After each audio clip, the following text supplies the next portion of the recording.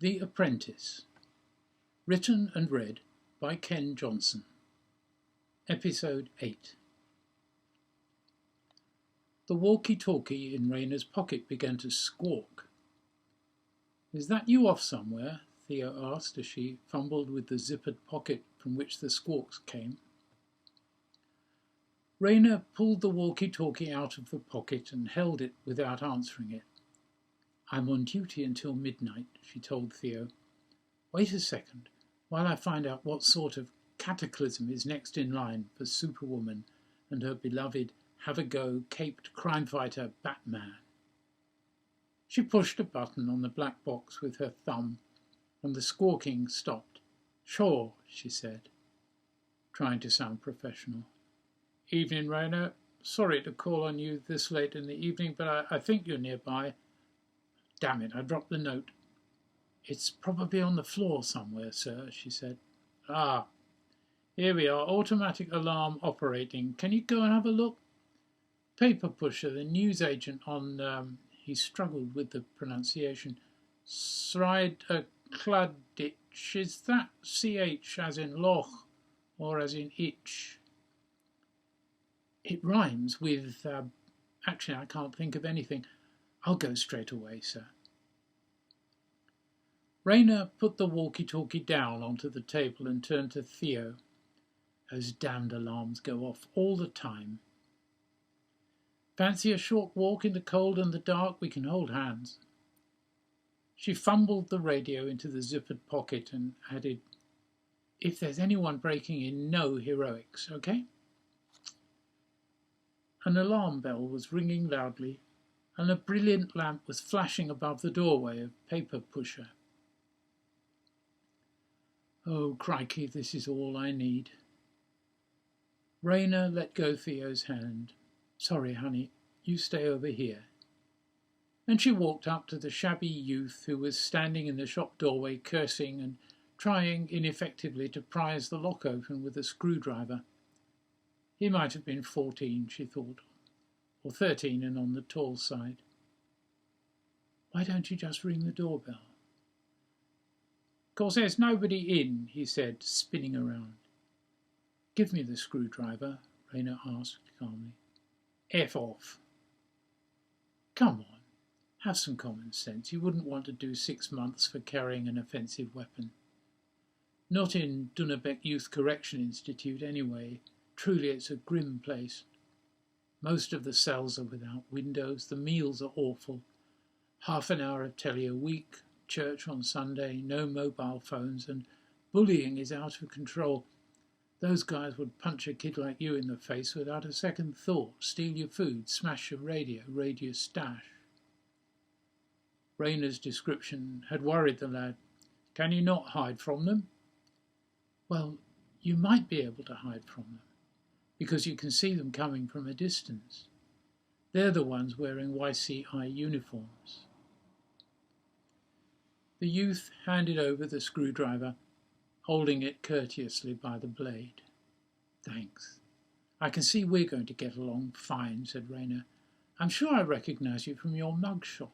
What's your name?" "John Smith," growled the youth. "Are you sure it's not Ewan Turner?" "Completely," said Ewan Turner with a snarl that would have done credit to a hungry Rottweiler. "And you don't live in flat 15 Waldegrave House, Falgour?" "No," said Ewan Turner, who lived in flat 15 Waldegrave House, Falgour. "I live over there." "Which one?" Rayna asked him. "What's the door number?" "I don't know. I can't see it from here." "Have you tried going to Specsavers?" Rayna suggested. "No, it's pointless because they take all the cash to the bank every night." "Incidentally," Rayna continued, "while I think of asking, which school do you go to?" "I don't go to school." "Because someone might ask me which school you go to. When you did go to school, which one was it?" "Carpenter's." "Carpenter's school in Falgour. I must have got you confused with someone else. I'm sorry, we all make mistakes. So how about I take you to that house over the way and you let yourself in with your key and you'll hear no more about it. Do you think I can trust you not to do anything silly like this again?" "I wasn't doing anything silly at all. I was trying to get some fags." "'Cause you can get into an awful lot of trouble if anyone sees you and thinks that you're trying to break in." "Hey, I just remembered," said Ewan. "I left my door key at my mate's house in Falgour." Rayner looked up at the clock on the harbour tower. "If we rush, you'll just make the train to Falgour." "I would, but I haven't got any money." "Oh, you poor soul, and it's a long walk too. Is that why you were trying to break the lock on the newsagent's door?" "No, I wanted a packet of fags." "Without money?" Rayner looked at her watch. "Giving them away free now, are they? Let's get you onto the train. We've got 5 minutes. I don't know how you're going to get back home after you've picked your keys up, though. Do you think we should knock on the door of your house and see whether there's anyone at home? Or we could break the lock with that screwdriver of yours. You could fetch your key from your mate's house in the morning. Your mum will surely lend you the train fare."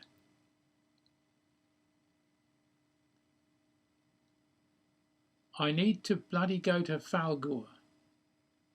I'll see what I can do." She looked at the harbour clock in the distance. "We can just get you onto the train, I think, but we'll have to rush."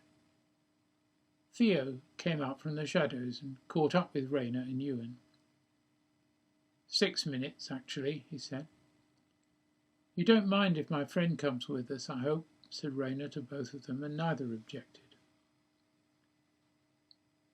As they crossed the footbridge at the station, the last train of the day grumbled in. They were the only departures. The guard stood on the platform watching 3 late-night travellers leave the train. Rayner beckoned him across. "Child single to Falgour, please." "Don't you need one for yourself as well?" "No, thank you, I'm going home. The ticket's for my friend John here.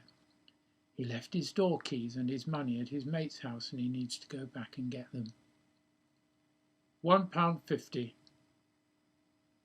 Rayner paid for the ticket and the guard issued it, asking quietly, "Are you sure I won't find him stumbling around first class smoking dope like he was a couple of days ago?" "Oh, I hope not," said Rayner. "It would upset me dreadfully if my John did anything like that. He'd be letting me down awfully." With a reply, "I hope you're right," the guard returned to the back cab and rang the bell. The engines revved and the train moved off. "Was that the last train?" Rayner asked Theo. "Yes, no more trains either way until 5:30 in the morning." "I reckon we've both earned a rest." Rayner pushed open the door of the ladies-only waiting room. It was a room with 3 benches, covered with dull-coloured vinyl, a fireplace that hadn't been lit for years, grubby windows, unwashed peach-coloured curtains along one wall, and a couple of lights hanging from the ceiling. "Nobody ever comes in here," she said, as they walked in. "You mean like we just did?" Rayner took off her cap and laid it on one of the benches. "I'm not in uniform now," she said, and she turned the lights off. "I reckon we could spend a couple of hours in here." Rayner unwound her tie, took off her uniform jacket and shirt, and laid them beside the cab. Entranced by her, Theo wrapped his arms around her and was tussling with her bra clip when a train pulled into the platform. It was about 2/3 full. The guard came over and opened the waiting room door. "You're lucky I saw you. Sorry we're late. Last train for—" "Oh," he called, and he looked the other way as he continued quietly, "I am sorry. Switch off everything when you leave." With that, he closed the door quietly, returned to the back cab, and sent the train on its way.